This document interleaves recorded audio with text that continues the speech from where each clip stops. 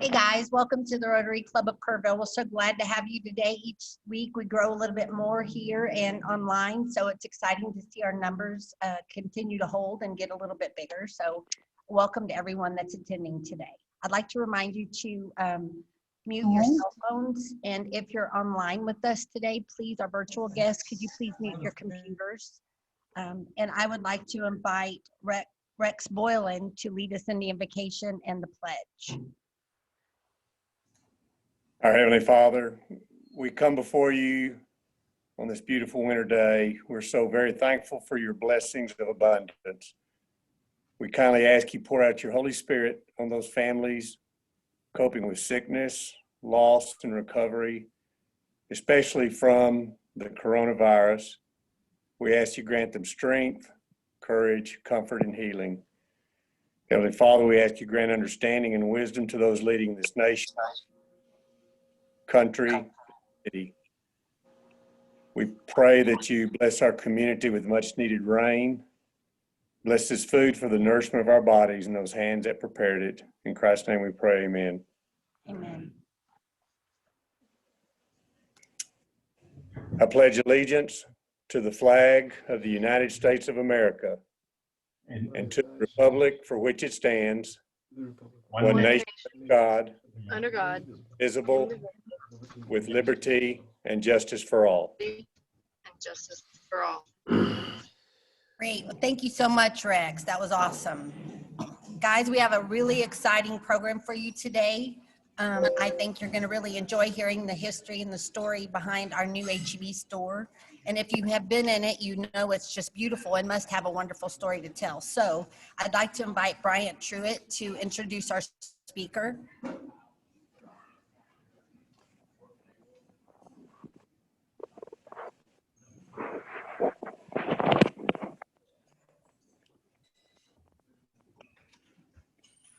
How many of you good folks know Greg Nichols? Raise your hand. Well, as you know, he is I hope, a semi-retired Rotarian. I have been working on him to get him to come back in the club. And hopefully, I'm going to make a couple of comments about his career in the club when he was active.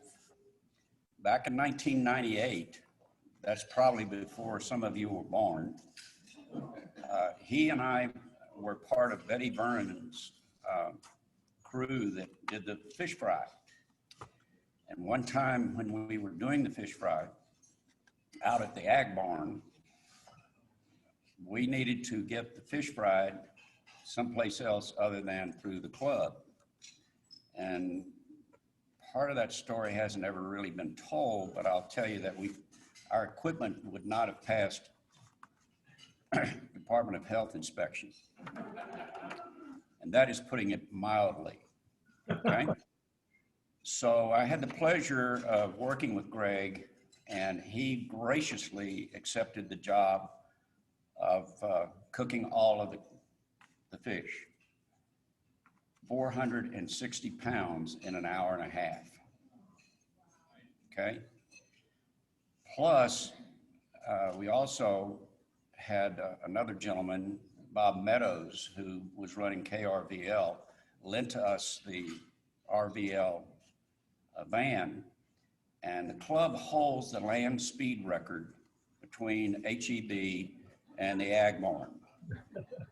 I can say that with confidence. I was the driver. Okay? And we also were graciously permitted not to have to stop for stoplights.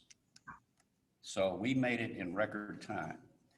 Well, anyway, we served right around 1,400 people through the drive up and across the table. And we netted, our gross profit was almost $12,000 and we netted about $6,000. And that's not too bad, considering a bunch of country folks all got together and did it.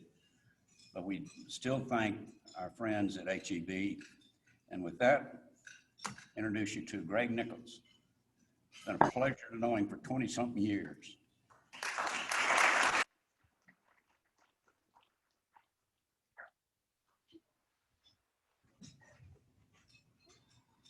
I'm going to try to maneuver through here and pull up my presentation here.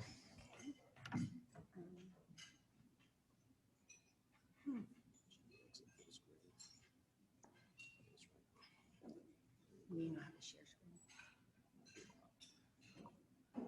We need to get back to that. Well, while she's getting this done, I just want to go on the record. I did not cook any of that fish. A lot of my people in the store cooked that fish. If I would have cooked it, it probably would not have turned out like it did. So I just want to go on the record of that, but I appreciate Brian giving me the credit for it. So, you know, what I've been asked to talk about today is just what it kind of took to get the new HEB up and running.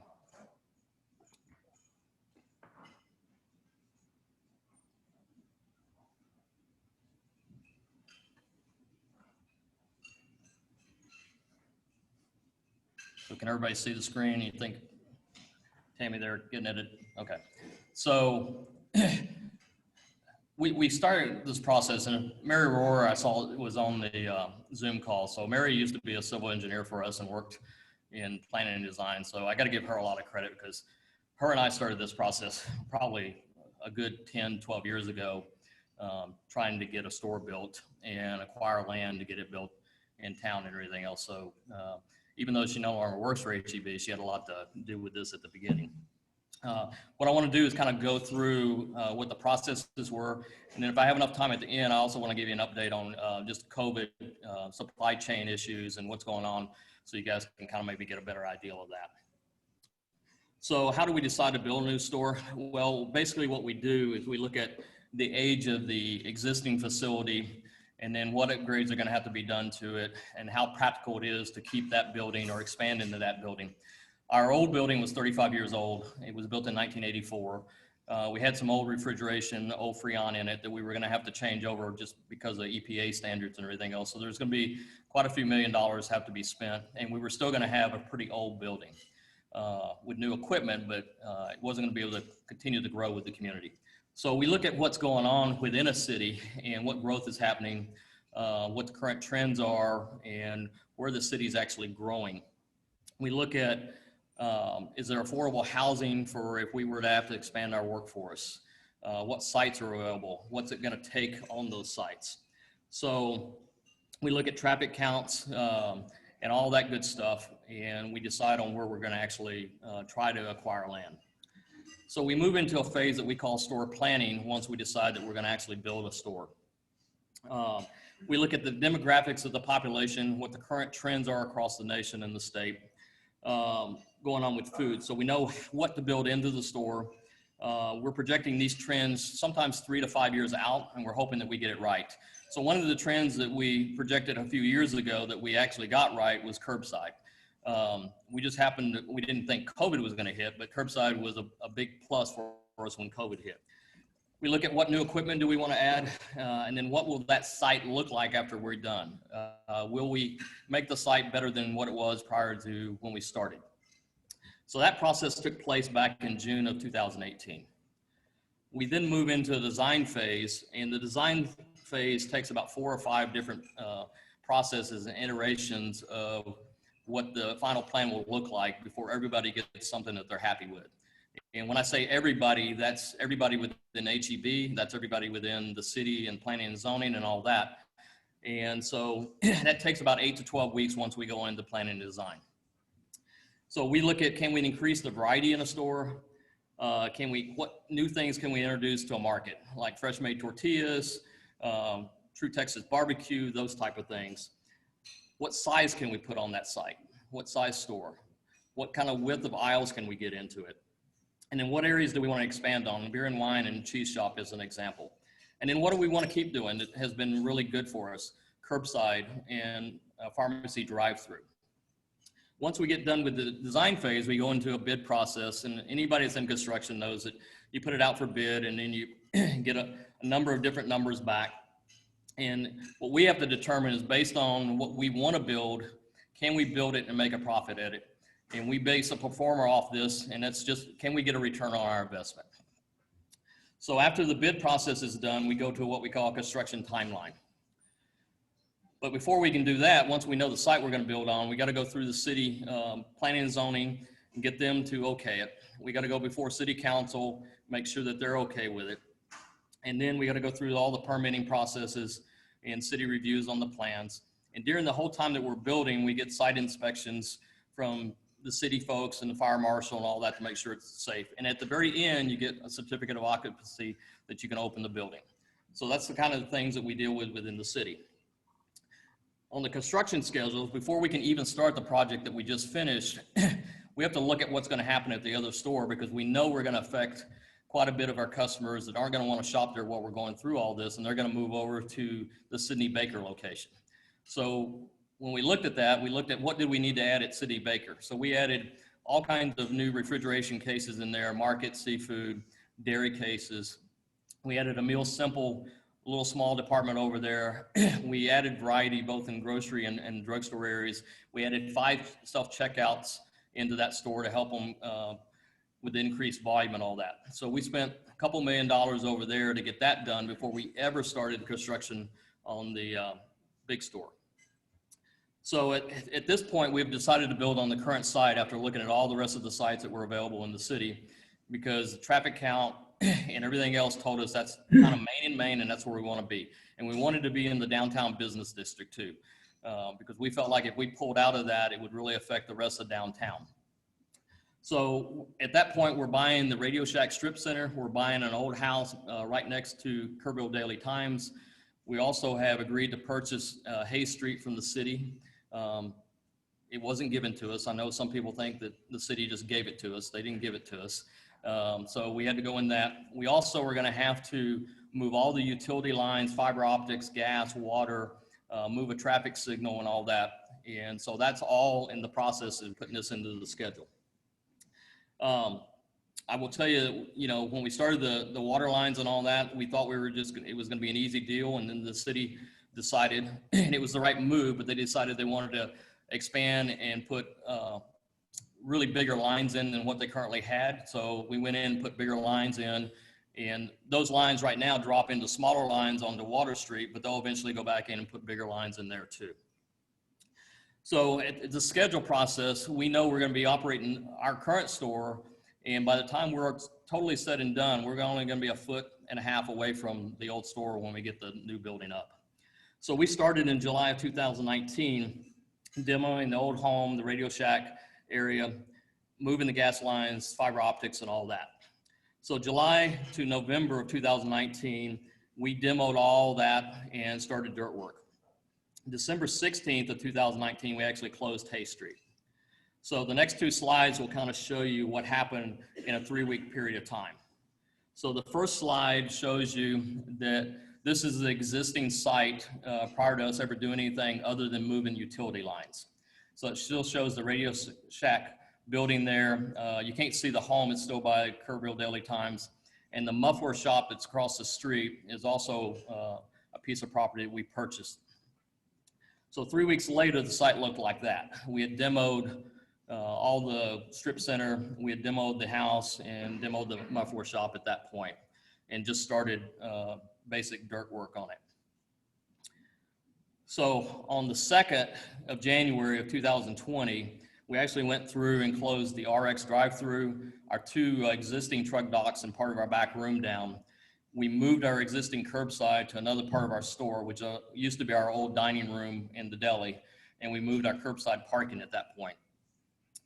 On February 1st, we actually closed the gas station and started demoing the old gas station so that we could add additional parking there. So we added 45 parking spaces along the backside of the street and 40 where the gas station used to be, to kind of get parking back where we were going to have to take it out.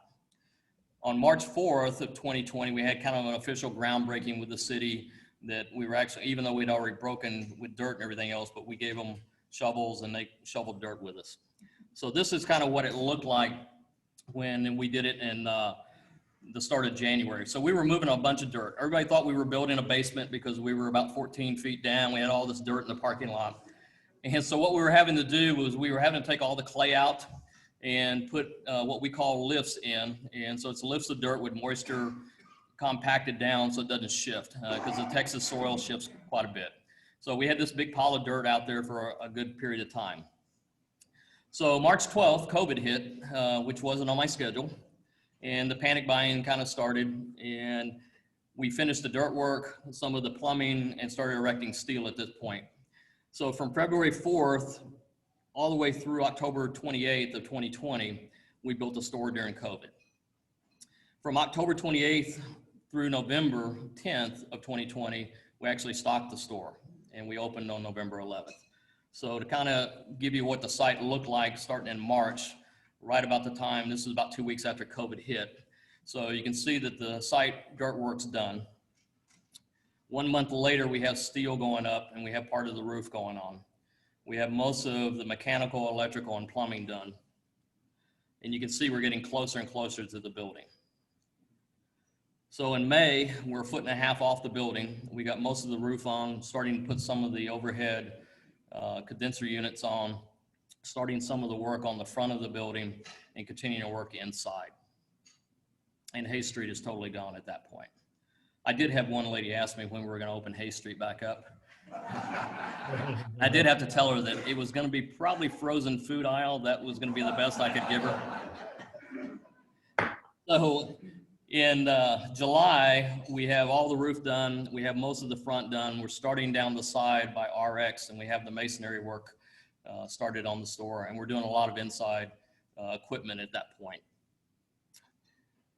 In September, we're finishing most everything up inside. The signs are on the building, the pylon signs up, concrete parking on the front of the store is done. And then starting in September all the way through November, we started selling down the old store. So we were making a lot of people happy in town as they weren't able to come in and get any more product. But we do that because we don't move any of the existing product over to the new store, with the exception of the RX pharmacy. So we didn't want to have a couple $1 million left that we were just going to give away at the end. We did give away some to local organizations and food banks around, but it was minimum stuff because we did a pretty good job selling it down. The first day of stocking the new store, we got 18 trailer loads of product in. We had 100 people in there stocking that, and that continued all the way through until we opened, about 100 or 18 trailer loads a day with 100 people stocking. Perishable product was not stocked until about 2 days out, and we didn't stock market, seafood, bakery, and deli until 1 day out. So when I say perishable, it's like hanging cheese and yogurt and that kind of stuff. It has more shelf life. So on November 20th, we'd already been open 9 days. We opened on the 11th. And so this is what the parking looked like, and this is what the building looked like 1.5 feet from the existing building. So we went through Thanksgiving, not doing any work. We came back on the 7th of December, and we started tearing down the old building.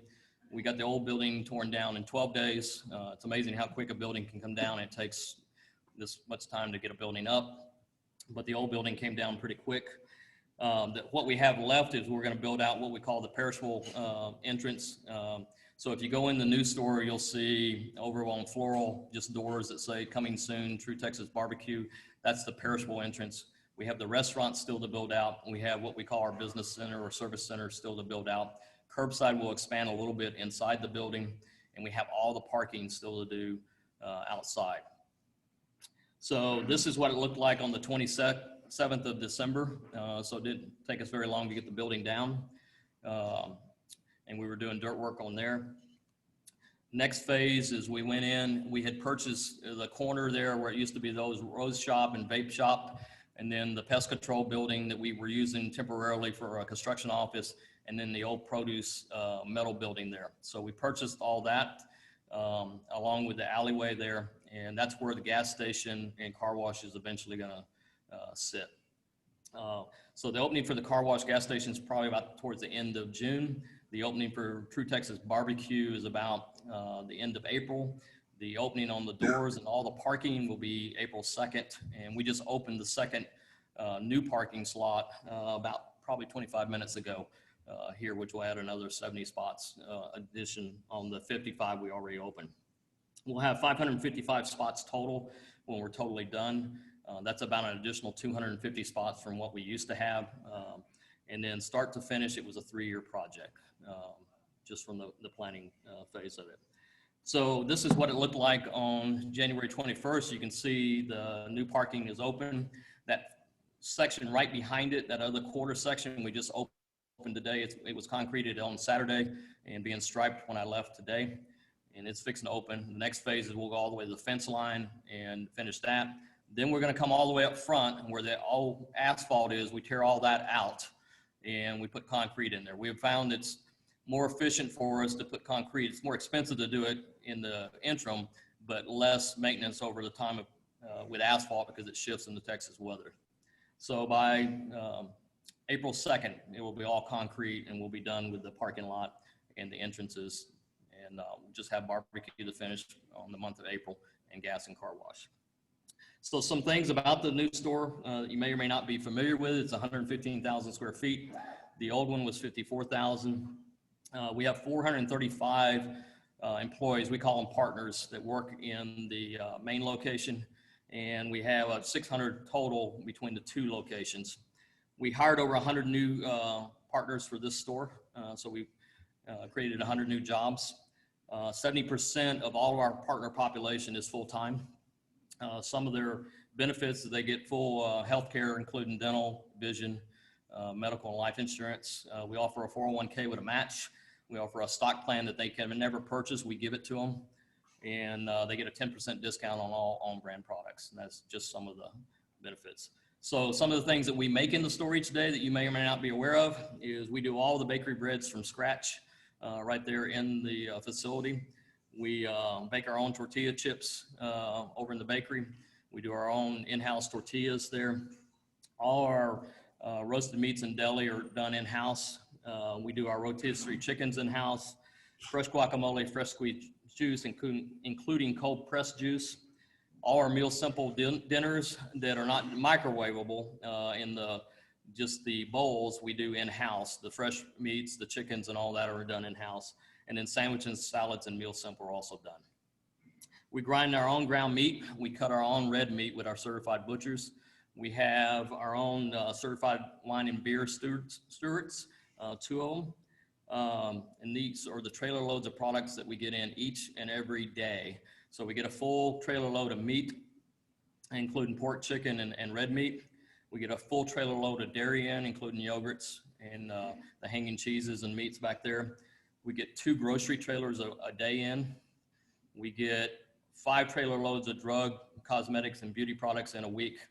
We get a frozen trailer in a day, and each one of those trailers has 32 pallets on it at any given time. So we turn a lot of product, and we eat a lot in Kerrville. So some things about True Texas Barbecue that you may or may not be aware of is, one, we do it all in-house. We use all natural meats. We have slow smoked over Texas post oak wood. We have 3 pit masters that will actually do that. We make all of our sides in-house. We will have Texas craft beer on site. Pint and Plow is also going to be part of that, so they'll have some of their beer on tap too there, because we're trying to work with some locals there. We were voted the best barbecue chain in the state by Texas Monthly. Now it's one guy going around, so you'll have to make your own judgment on that. But we're happy with it. This will be the 18th location. We will be open from 11 a.m. to 9 p.m. each night in the restaurant or until we're sold out. So just like any other good barbecue restaurant, you want to sell out of it every day. Hopefully we don't run out at 5 o'clock in the afternoon. We like it to be more towards that evening. We also have our own quality assurance lab in San Antonio that checks all of our truckloads of fresh product that comes to the store each day. So they do samples in each truckload that comes to every store. We have our own QA team that comes by at least once a month and checks our departments. They also handle all of our recalls that go out there across the nation. We have a nightly total sanitation team that goes in and cleans every department every night. And that's just some of the things about the store. So let's talk a little bit about COVID real quick. I think I still got a little bit of time. So here's what's kind of happening across the country with supply chain right now in COVID. So back in March of 2020, it was like nothing we had ever seen hit us. It started with toilet paper run, the great toilet paper run of 2020. and paper towels. Then it moved to cleaning supplies. Then it moved to meat, and then it moved to canned goods, and just generally people hoarding. And so what happens is there's only about a 3-day supply across the nation in any warehouses. And so it wiped those supplies out pretty quickly. And that's why you started seeing shortages across the whole country. So it started with, like I said, paper, and moved all the way through. And you're even seeing it today a little bit on like wet pet food, because some of the meat shortages that happen, some of that product goes in to make pet food. So now you're starting to see that. So things that are still impacting this today is, depending on what's going on in different parts of the nation. California, for instance, is still having a big flare up of COVID. So they're still having a lot of panic buying. It affects the rest of the country. It's also really affecting manufacturing plants because they no longer can put bodies side by side. They got to 6 feet spread them. And so it's slowed down the production in those plants.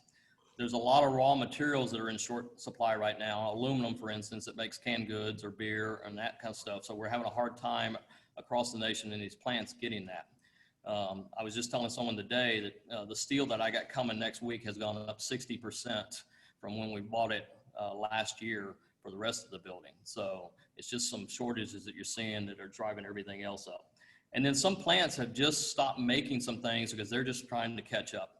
So what that causes is everybody thinks that we're decreasing variety out there and we're not going to carry these items anymore. It's not that we don't want to carry them, it's just that we can't get them. If any of y'all read anything on the news lately, there was something about grape nuts being in short supply and won't be back until the summer. So who would have thought? So plants also shut down each year to do preventive maintenance. They weren't able to do that last year. And that preventive maintenance is adding new equipment to their line and all that. So they're going to have to do it this year, and they got to play catch up.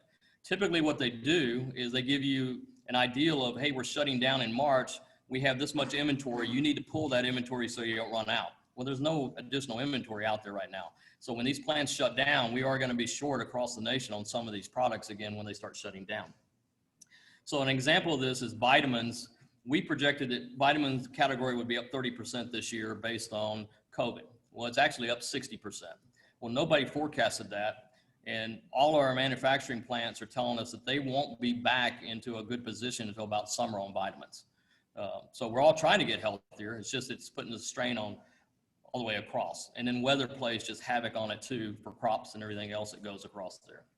So when COVID was first hit, we were one of the first in the nation, and a lot of different businesses followed our model because we have an emergency response team that monitors things like hurricanes and that kind of stuff.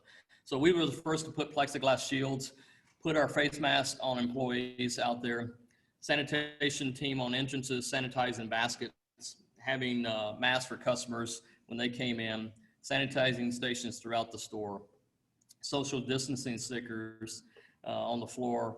We workstationed our folks so that they didn't catch COVID at 6 feet. We started paying COVID pay before it was popular out there.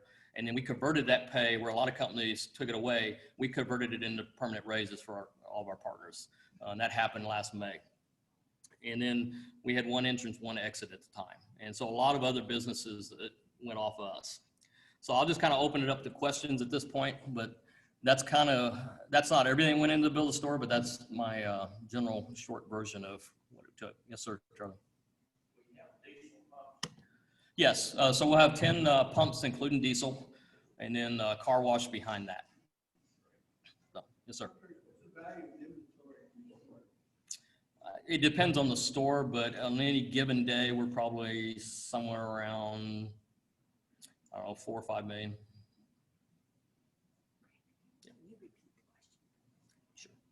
So the question was, how much inventory do we have in the store? So the answer to that is on any given day, 4 or 5 million. And the question before that was, how many gas pumps would we have? So we're going to have 10 with car wash behind that. Sorry, I'm still getting used to Zoom too, guys. Your construction crew, I was just amazed about fishing in the past. Are they HEB employees or folks that travel around the state building stores? Okay, so the question is, our construction crew, is it our folks or is it different people? So we employ different construction crews out there. This particular crew is EMJ. They're actually out of Dallas, Fort Worth. So they do several projects with us. So we have an on-site general contractor on-site on any given day, and then a couple superintendents on top of him. So, but our planning design, our construction people in the office kind of supervise all that. I just happen to be, I've done a few projects, so I got a little bit more leeway than probably some people did on it, so. Greg, there's a question from the Zoom people, Ashley Phillips. Yes, sir. You would give her a second. There she is. Yes, I was just wondering, I definitely noticed that there was a decrease in the availability of bulk goods. You used to have a lot more of those, self-dispense and weigh bulk goods. Is that going to, was that a strategic plan? Are you going to stick with that? Or is that due to COVID and supply? Are you going to have more later?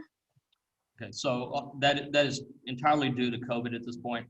So until we feel like COVID's kind of on the back burner, we won't go back to open bins and that kind of stuff. We're slowly opening back up. We opened soup bars and olive bars up recently. We're just kind of testing the water more than anything. But our plan is to get back to the bulk food. Okay. Also, do you have any plan? I noticed that y'all still have the restaurant and the other entrance on the other side of the building going. Is there going to be a restroom at that side of the building? Because it is a big building and there's only one ladies' room at the very front entrance. Yeah, so that's a great question. So there will be a restroom in the restaurant. There won't be an additional restroom on that side of the building, but there will be another restroom in the restaurant. So what I have found in Kerrville is I don't think anybody has restrooms until they hit our building, and then they need to really go. So, but we have expanded what we used to have, right?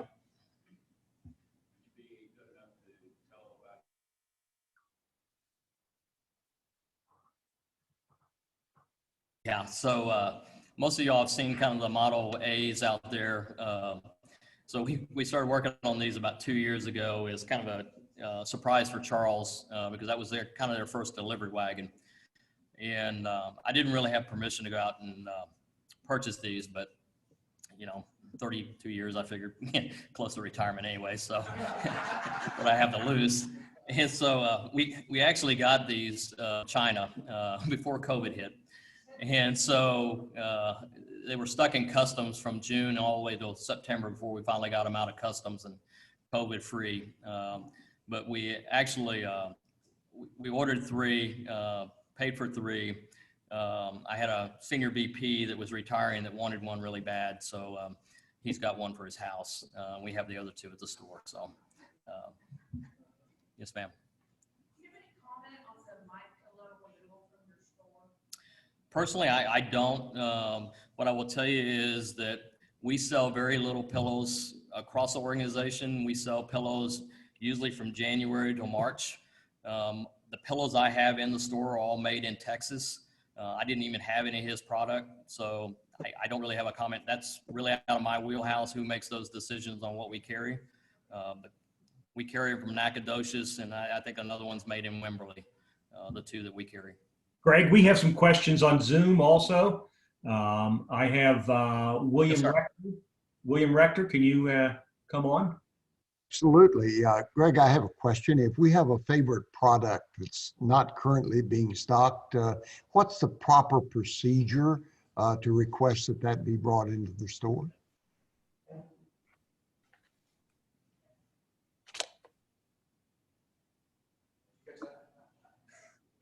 Yeah, Mr. Rector, I didn't catch that. Did that question come through, Greg? It did not. Okay, let me try again. If we have a favorite product that's not currently being stocked in the store, what is the proper procedure for requesting that be looked at for being added to the stocking here in Kerrville? So you can go through any of the current management team there, and we can try to get it in from you. I would tell you, if it's something that we used to carry, it's probably 99% of it is COVID related, that we just don't have it right now. If it's something brand new out there, we can try to get it for you. Greg, we also have Mark McDaniel who wants to ask a question.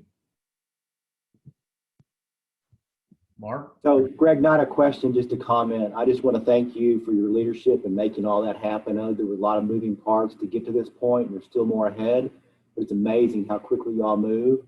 And it's been a pleasure working with you to get it to this point. And the reason why I think Kerrville does so well in terms of the partnership here with HEB is because of your efforts. So thank you for that. Okay, Greg, I accidentally muted you. Can you unmute do you know how to unmute yourself? Can somebody unmute the mic up there on the Zoom? Got me now? There you go. Sorry about that. The little list moves around when I try to control mutes. Okay. Go ahead, Greg. Maybe you're still muted. Any questions here? Okay. Bill? When will you be opening the bar and dance hall? That's in my office every night at 5 o'clock. Can you talk about the vaccine distribution? How that's going to happen? Well, I can talk to you about what I know. So what I can tell you is the state has been, as y'all know, very stingy to get it to Kerr County. We originally got about 100 doses probably 3 or 4 weeks ago, and that was barely enough to do 100 healthcare providers, which was in that 1A group. We got 200 in yesterday at the main store, 200 in at the other store, for a total of 400. And Code Red went out yesterday, and the spaces filled up in about 7 to 8 minutes. And we expect another batch hopefully today. We don't know that for a fact. We're kind of at the state's mercy. We are trying, HEB is trying to go around the state and go straight federally, even to send trucks if we have to go pick it up, but I don't know if that's going to happen. What I will tell you is if you do the math, 400 vaccines aren't going to do it very quickly in Kerr County. Peterson's getting some, and some of the others are getting some, and we are partnered with Peterson in the city to try to combine our vaccines and do it all at one area. And we're doing it at the Methodist Church and everything else. So we're trying to do it as fairly as we can based on what we're getting. And I can tell you that we're probably not going to be able to please everybody, and it's going to be a process. So bear with it, but we're trying to get as much vaccine. We know, and I know because I've lived here 26 years, the age of our population, and we need it here more so than Bexar County and some of these other counties. So I'm with you guys. We're trying to do everything we can. Yes, sir. I know that you've done a lot of great improvements to your, I call it the little store. Uh-huh. Is there any plans to do anything else to it to make it any different? I mean, Yeah. I've heard rumors that y'all are buying the whole complex. Yeah, well, that's a rumor. So it's all going to depend on how well we do, because we spent a lot of money, more so than at most sites because of what we had to do on this site. So we got to get a little bit of payback first before we go over there. We're very happy with what that side of town has been for us, and we want to do something. We would have to purchase somebody over there to be able to do it. And I'm not sure anybody wants to be purchased at this point. So we'd have to, go through kind of the same thing we went through here to see if maybe there's another site or something like that if we didn't keep that site. But we're very, very happy with that site over there. We want to keep it. There was rumors that we were going to close it, and there again, we're not going to close that one. So. Anything else? Yes. One follow-up to Mark's comments. We greatly appreciate having construction crews during the height of the COVID situation that certainly helped our hotel occupancy. Yeah. Well, a lot of those guys were from out of state, to be honest with you. So, they were kind of stuck here based on protocol. So, but I will tell you, they greatly appreciated the city welcoming them. I know a lot of the restaurants got their businesses, so they were appreciative of that. Yes, sir. Any chance you can negotiate the purchase of those horrible buildings on Francisco Lake? I mean, you got some of them. Yeah, we've been doing that for 10 years. I'm not going to go into a lot of the details, but I will tell you that what they want for those properties and what we're willing to pay for parking, we're way, way apart right now, and have been for years. We feel like we made them really good offers. they're going to tell you something else totally different, because I've heard different offers out there, but it's not the offers we made them. We would love to have those just to kind of clean up the whole block, but it is what it is right now. So, yeah, one more, please. Yes, ma'am. I was in the VA hospital the other day and I saw a big sign to donate $10,000 to the VA. Yeah, appreciate that. Thank you. Thank you, sir. I'll get it. Thank you. Thank you, sir.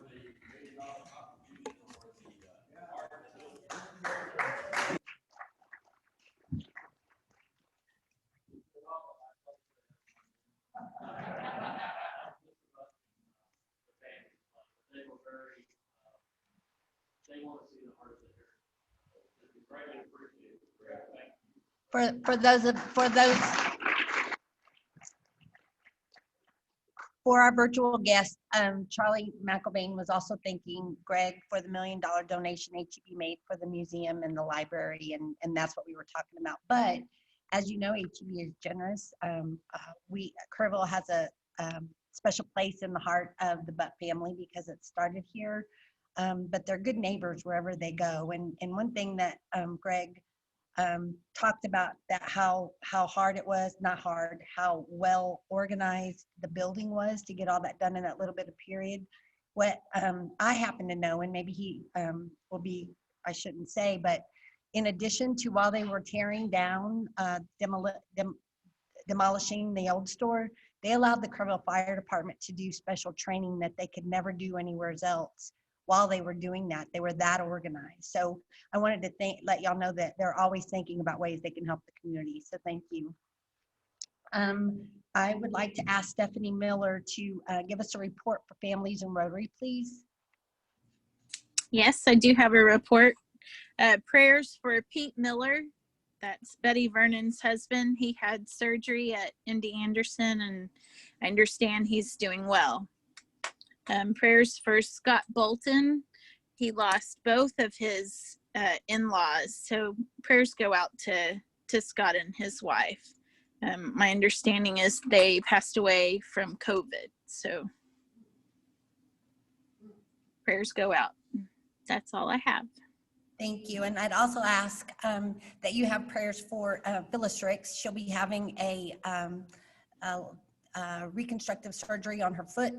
She's going to be immobile for a while, but she's going to be fine. But she would appreciate the prayers, and maybe give her a call or send her some emails to keep her busy while she's immobile. I would also now like to do a couple of inductions. First, we'd like to do a transfer induction for someone really special to me. Rick Cunningham, would you like to come forward?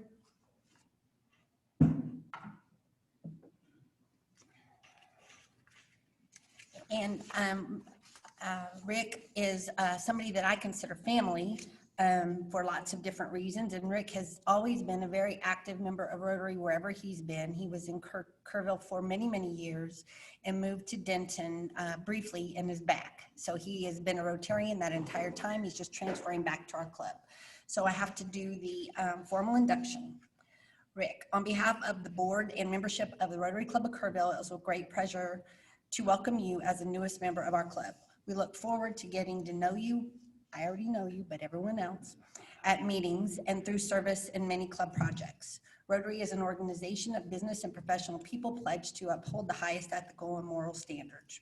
Rotarians believe that worldwide friendship and peace can be achieved when people unite with the Rotary motto of service above self. Rick, you have been chosen for membership in the Rotary Club of Kerrville because your fellow members believe you to be a leader in our community, and because you possess the qualities and to champion the message and principles of Rotary. You now become an ambassador of Rotary, and we want you to talk about all the good things that we're doing in our community and around the world. And Rick, if you'd like to come up and say something, I would like to introduce you to Rick.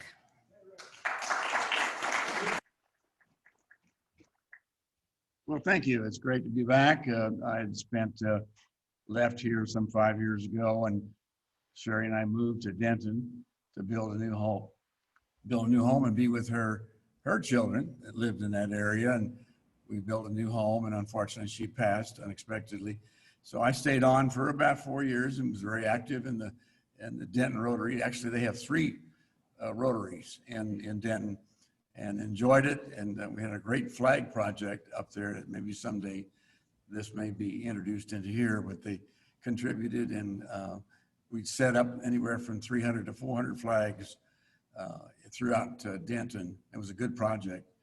Anyway, it's good to be back and see some old friends and some new ones. So thank you very much. Thank you. Great. Great. Thank you. Very good. Thank you. Okay, and as you know, last week we had some new members. We had some transfers and we had several new members. One of the members that was not able to attend was Richard Bowen, who is online with us. And Richard, are you here still? I am. Okay, let me find you.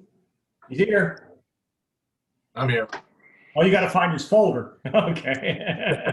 You No, I found want to put his face so I could put it on our screen.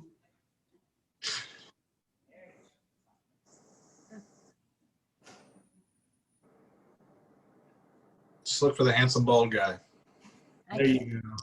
Okay, Richard, we're so excited. I met you and we visited at the polio event. You won some wine, and now we get to give you your formal badge and pin and 4-way test plaque. And I can bring that to you. Okay. So now I'd like to do your induction. Richard, on behalf of of our board and membership of the Rotary Club of Kerrville, it is with great pleasure to welcome you as the newest member of our club.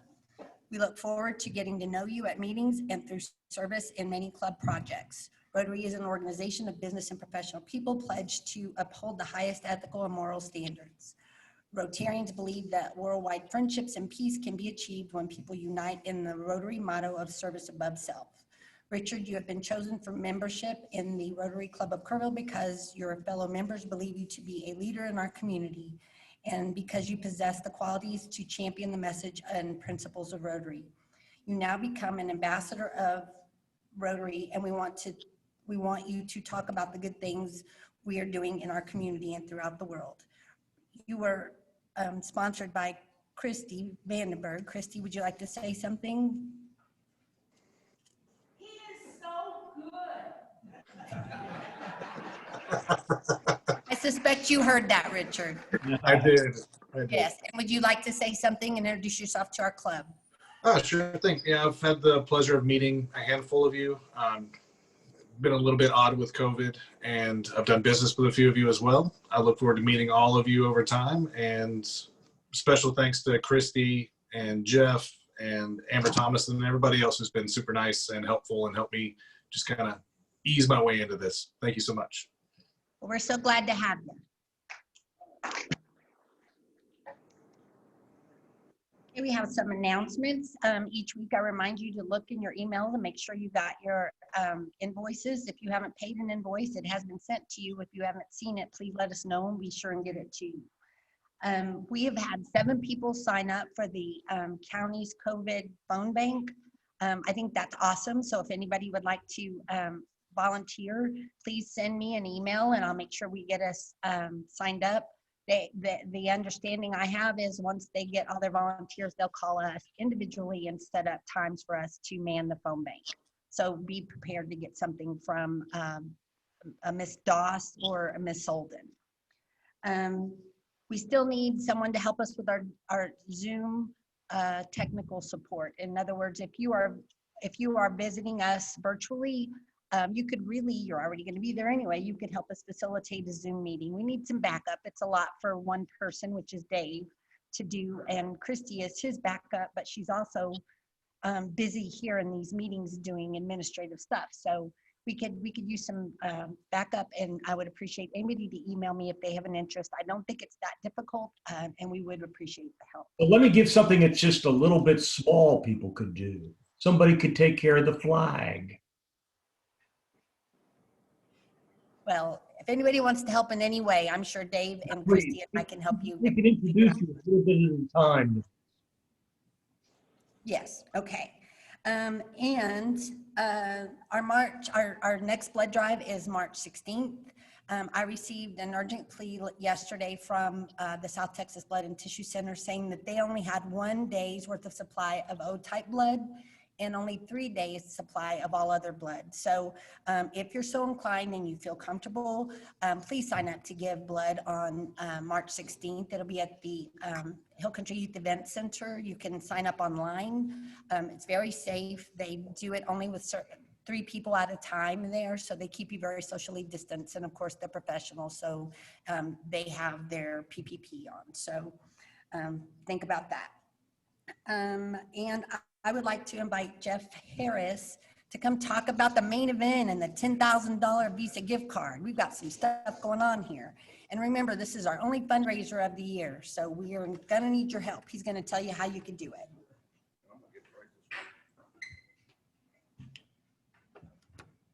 I'm going to get it right this week. Thank you, President Tammy. Yay. So we are selling tickets. We have tickets. I have tickets here. I believe everybody that's in attendance with us today has their tickets or has already gotten their tickets back to us. We're going to stick around after the meeting today. A few of us on the committee, we're going to divvy up the tickets to our members that aren't able to come meet with us here. So they'll be coming to your mailbox very soon. So we do have a $10,000 gift card, George. We have 2 pieces of really nice jewelry that was given to us, donated by Jill Reno. We have a big Komodo cooker, kind of like the big green egg, that is one of the items as well. A Paul Harris Fellow, and we have a $1,000 Ashley gift card as well. So it's plenty of an incentive out there for things like that. We are doing an online auction.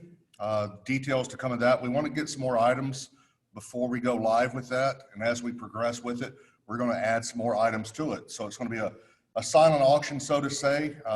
We're following Notre Dame's footsteps. They did one, and Pete said it was a huge success, better than anything they've ever done. So we're going to try to break the $50,000 mark so we can continue to do what we do as a club for our community. So with that, please support, sell, and buy tickets.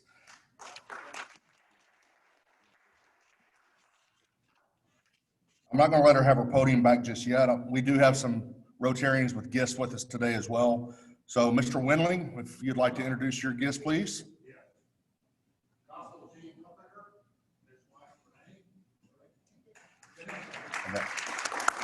Constable Huffaker from Precinct 4 was with us today, former constable. So. Just retired in January. 41 years of service to our community. Thank you, Gene. I've worked with him before on the same agency. Great guy. So thank you for the applause for him. Dennis Wimwinkle, you have a guest with us today.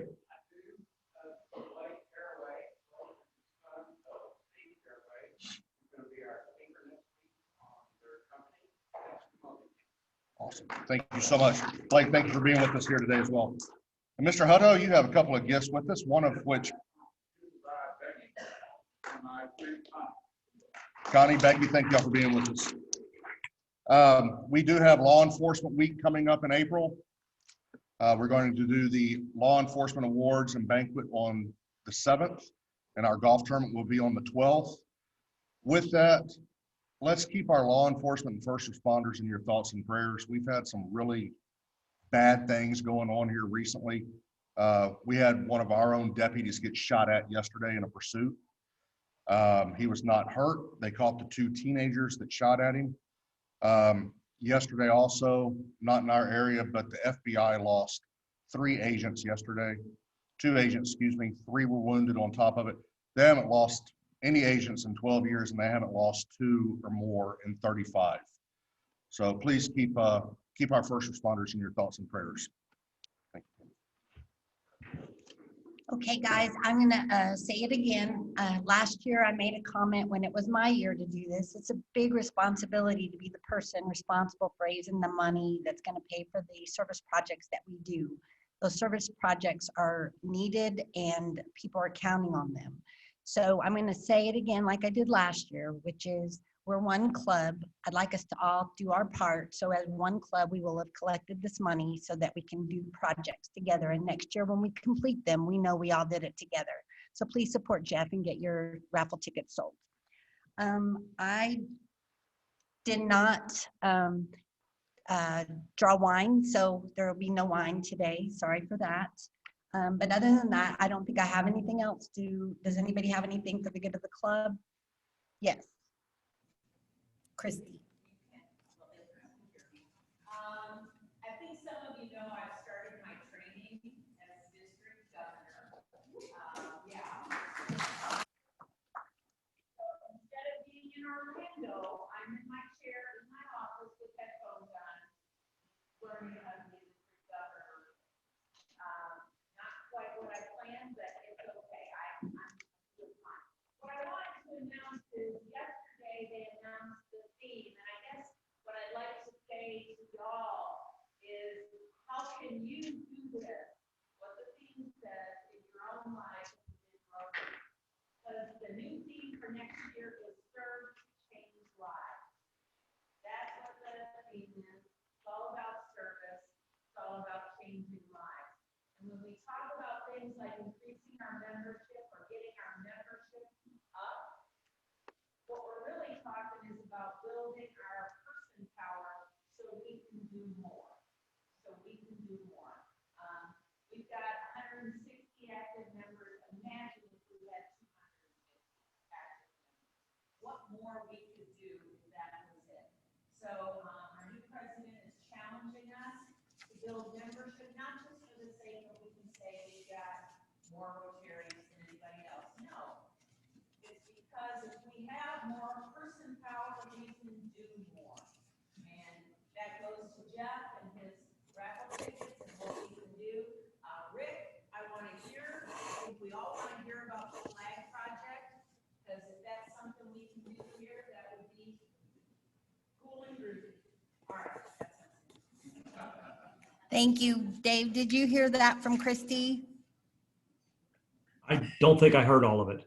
Okay, Christy was basically saying that she is busy training to be our next district governor. She's learning about, they're talking about membership, building membership, because the more bodies we have in Rotary, the more good we can do. So that's what she said.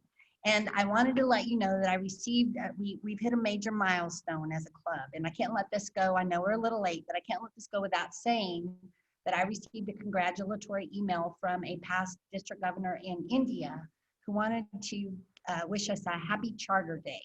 It was on February 1st, 1926 that our club was chartered. So we're celebrating our 95th anniversary or birthday as a club. So congratulations to each of us. Thank you. Now, if you'll join me in the four-way test. Of the things that we think, say, or do, is it the truth? Is it fair to all concerned? Will it build goodwill and better friendship? Will it be beneficial to all concerned?